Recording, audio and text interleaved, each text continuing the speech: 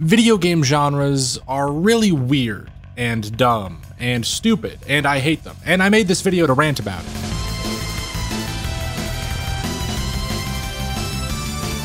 Genres as a concept have existed in every medium that has ever existed since basically the dawn of time. After all, us small-brained mammals love to put stuff into boxes. Types of food, types of rocks, types of people. Really, we love nothing more than fitting a bunch of things into a bunch of different categories. Well, almost as much as we love arguing over which is our favorite and then killing each other over it. But despite acting as a pretty handy excuse for causing every terrible event in human history, categories can also be a good thing. They act as a shorthand for descriptions. They let us communicate complex ideas in simpler ways without just starting from scratch every time. So instead of telling a friend this game has a leveling system and randomized loot, plus it lets you shoot people from a first-person perspective, you could just say it's an FPS with RPG elements, and they'll know what you mean. Once a set of rules gets established and given a name, it's much easier to just refer to that instead and throw everything into that box.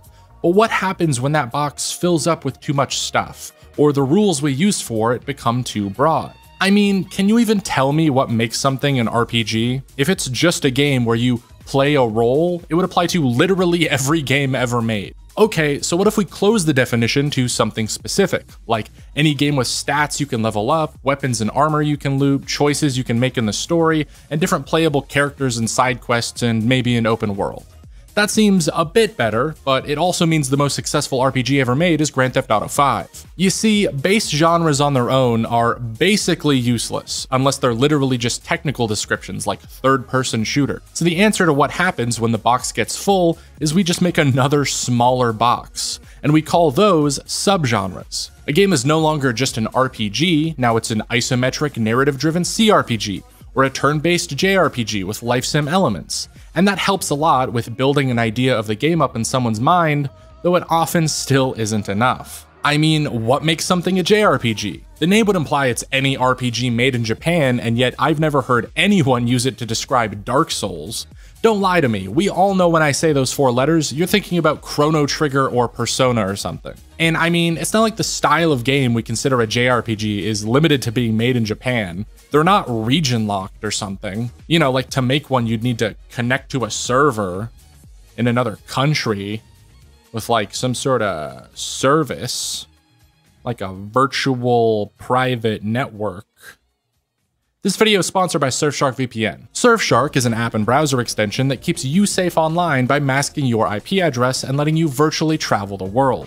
With just a click of a button or tap of a finger, you can connect to over 3,000 servers in 100 countries, meaning you get access to location-restricted content while staying safe online thanks to military-grade encryption. As someone who lives in Canada, I know very well that places like Netflix love to lock certain shows to American servers. But with Surfshark VPN, all I have to do is turn it on and connect to those servers. And now I can watch whatever I want. I also love the peace of mind that I get browsing the internet, knowing that even if I'm on public Wi-Fi or I'm traveling abroad, nobody can see what I'm browsing, what I've downloaded, or any of my embarrassing Google searches. And get this, one subscription lets you connect as many devices as you want, meaning you can go ahead and share Surfshark with all your friends to let them enjoy all these great features too. So why don't you go ahead and protect yourself today? Get Surfshark VPN at surfshark.deals/Lextorias and enter promo code Lextorias for an exclusive offer and 3 months extra for free. Thank you to Surfshark VPN for sponsoring this video. Back to whatever I was talking about. Okay, so describing a game with just genres and subgenres is still very hard and doesn't often paint that clear a picture of exactly what the game is. So why don't we do something much easier and just say it's like Dark Souls? Oh, it's like Dark Souls? Well, I played Dark Souls and I understand the stamina mechanics and bonfire system, so now I have a very clear idea of what this game is like. And you're telling me there's a bunch of games that are all very similar to Dark Souls and share those mechanics? Well, why don't we put them all in a box and call that box Soulslike? How convenient. I'm sure that won't cause any problems. Now, with this type of game, which I've dubbed the like genre, there's a sort of life cycle that they all go through. where initially a game comes out that is so influential or unique that it sets a standard. Think of something like Doom, which was pretty much in a league of its own when it comes to shooters. It wasn't the first first-person shooter, it wasn't even the first popular one, but it was so popular that years afterward, any game with gameplay even somewhat similar was dubbed a Doom clone, until FPS finally became a common term. Though this is mostly because a lot of games did come out that just tried to be one-for-one copies of Doom. Clone is a bit of a harsh description for any game not trying to be one though, which is why terms like Zelda clone or GTA clone never really stuck around to become full-fledged genres. Soulslike, however, stuck hard, because on top of your typical Lords of the Fallen value brand ripoffs, you also had games that took certain elements or worked off the formula to make something new. They were like Dark Souls, but not trying to be Dark Souls. So the defining traits of the genre had to open up from one-to-one clone to anything with the classic dodge roll, stamina, bonfire, lose souls when you die type stuff. But then, as the genre grows, it starts incorporating more and more games that do things differently. And some of them don't use dodge rolls at all, or completely change up the checkpoint system. This category that was created entirely as a shorthand to refer to one specific style of game now has many games in it that don't look anything like the Souls series. To refer to them as Souls-likes kinda defeats the point of being that specific to begin with. But if they're not Souls-likes, we don't have any term we can use to describe them. This box is overflowing with stuff again, and nobody has found another one to put the excess in. Well, until you get to roguelites. No, not roguelikes, the genre defined by games that are like Rogue, roguelites, the genre defined by games that are kinda like Rogue, but not enough like Rogue to be called a roguelike. But they're still enough like Rogue that we can categorize them by how like Rogue they are. You just can't call them roguelikes because those games are more like Rogue than these games that are like Rogue or like Rogue, which is why some people also call them roguelike likes. Do you see how stupid that sounds? It's an attempt to solve the problem of specificity, but in the worst way possible. In a way that is way more confusing, to the point where most people just ignore this distinction and call everything a roguelike anyways. And for what? The most concrete definition we have of the difference between light and like is something called the Berlin interpretation, which says if a game isn't grid-based, turn-based, and non-modal, among a dozen other factors, it's not a true roguelike. Now I'll give you a second to try and think of how many grid-based, turn-based, non-modal games have come out in the last year or so. Oh, what, you can't think of anything? You're telling me games with fucking ASCII art aren't popping off right now? Huh, that's weird. I understand the thought process behind roguelite, since it's the same thought process I brought up with Soulslike. If you specifically enjoy games that are actually like Rogue and you go and try to search for them, you're gonna get bombarded with a bunch of Binding of Isaac clones more than anything. But at this point, we've clearly seen that roguelike is the more popular broad term. So trying to wrench it away from games like Hades to apply it to like 20 games that came out in the 90s is just fighting a losing battle.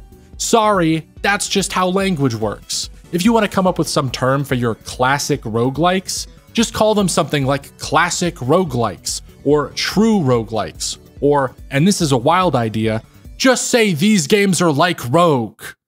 So anyway, Super Metroid in 1994 and Castlevania Symphony of the Night in 1997 were pivotal and iconic games, in much the same way Doom and Dark Souls were.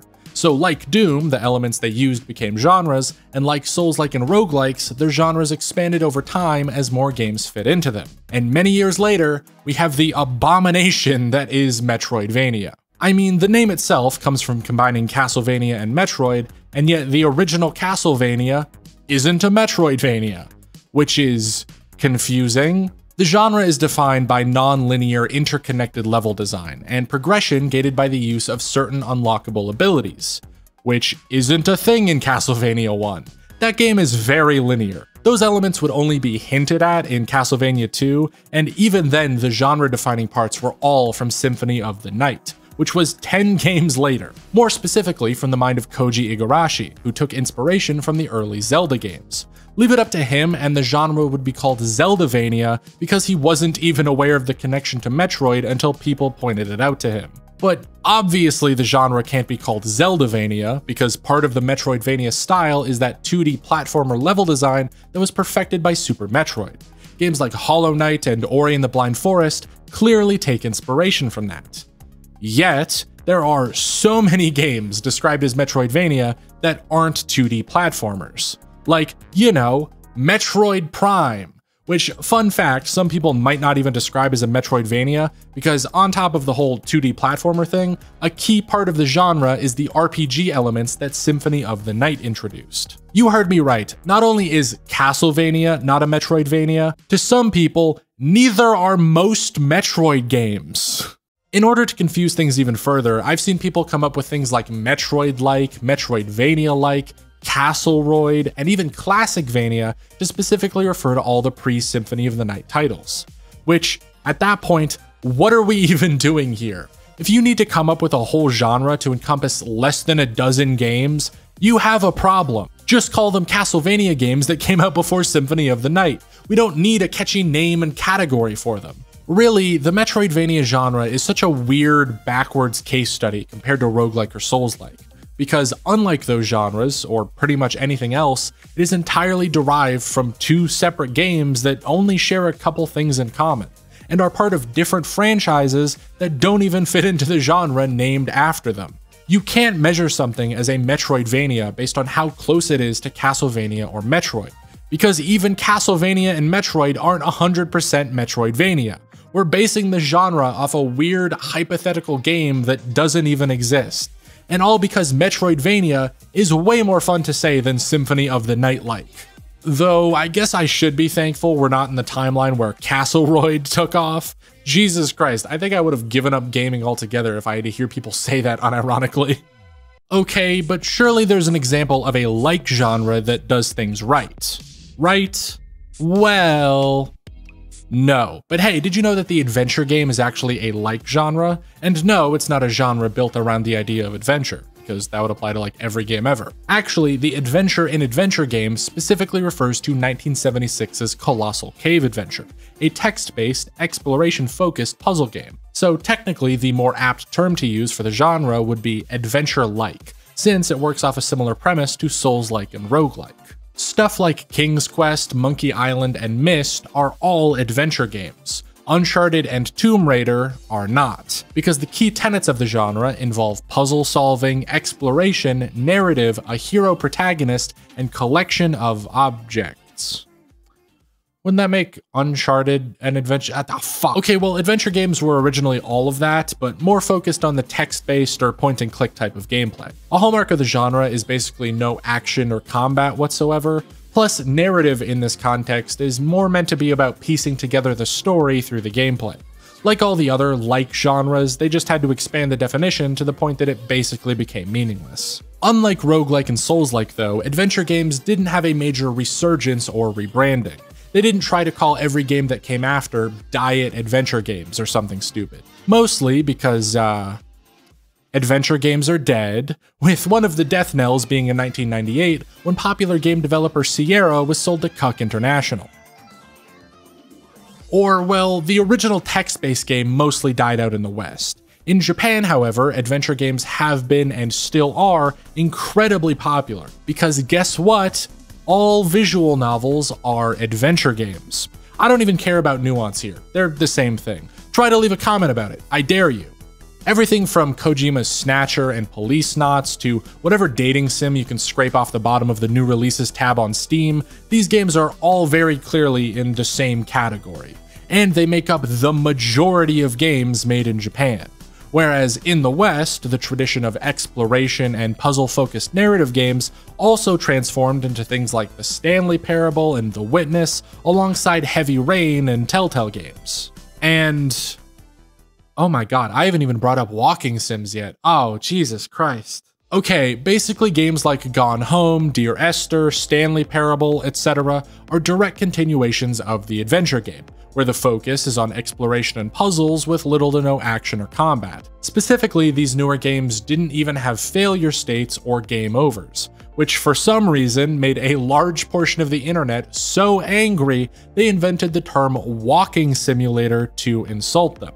Because if you can't shoot a Nazi or a demon or a terrorist, then it must not even really be a video game. Just ignore the fact that the term grew in popularity at the exact same time as Gamergate, and was famously used to attack a game about a queer person. That is completely unrelated.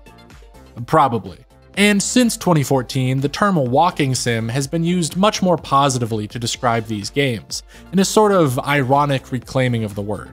Though people have tried to come up with alternatives like narrative game or empathy game, which we all know won't stick because gamers don't know what that is. Anyways, over 4 decades after the original Colossal Cave adventure, the adventure game genre is a rare case of a category being built on one specific type of game and actually having the freedom to branch off into multiple other distinct categories. Point and clicks, visual novels, walking sims, you name it. They managed to separate themselves and become their own thing, instead of being limited to the framework of the original game. Which is even funnier to think about when you know that Colossal Cave Adventure is cited as the main inspiration for Rogue. That's right, if you want to be pedantic about genre names, every roguelike is technically just an adventure light. Fuck you. Now, don't get me wrong, adventure games have their purist fans, just like everything else. I'm sure there are people out there saying if a game isn't text-based, it's dead to them. But I'd like to think that it's at least a good starting point for what can happen when we don't limit ourselves to these arbitrarily strict rules and naming conventions. Remember, all these words are made up. That's how words work. And we made them up to help us communicate better. The whole reason we invented these definitions and put all these games into boxes is just to make our lives easier when we talk about them.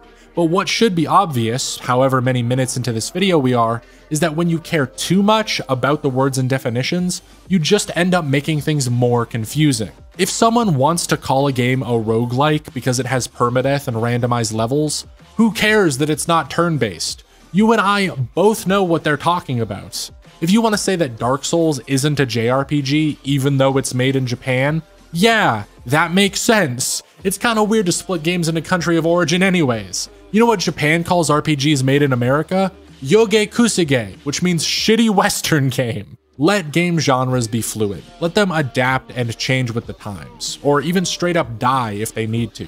As long as they make things easier to talk about, they've done their job. If they're no longer doing that job, it's time to change things. Stop missing the forest for the suspiciously rogue-shaped trees. Stop trying to come up with more rules and regulations and exceptions to these completely made-up terms. Start making up new ones, better ones, preferably before people start unironically using the word Soulslike, because I swear to God if that happens, I'm gonna fucking lose it. Language sucks, video games are complicated, none of this really matters or is important, so why don't we just relax and try and be a bit more open when it comes to how we talk about this stuff. After all, genres are weird and dumb and stupid, and I would hate if they stayed that way. Here we go.